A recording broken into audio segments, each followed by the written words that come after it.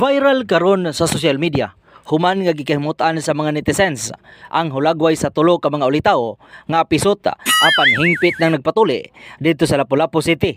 Apan bisan pa man sa kaulaw, maswerte gihapon ang tulo ka batanong lalaki human nga sila misunod sa uhag ni Lapu-Lapu City Mayor Jonard Ahonghan nga magpatuli ang mga kalalakinhan nga wala pa natuli nga nagpagidaron og 20 anyos pataas og makadawat kini og 10,000 pesos matag usa kanila human sa maong tuli sesyon isip bonus sa mga kalalakinhang maisugon nga magpatuli. Nasayran nga libreng tuli nagsugod kinitong Hulyo 26 og mahuman kini karong adlaw Hulyo 28, 2023 didtong dapita sa May Hopes Dome, Barangay Gunob. Nasayran usab nga ang tulo ka batanong lalaki nagpangidaron og 22, 25 og 28 anyos.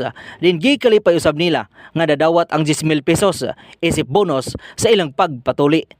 Dunay mga netizen nga may komento nga bahalag na late sa pagpatuli, importante na kakwarta og natuli pa.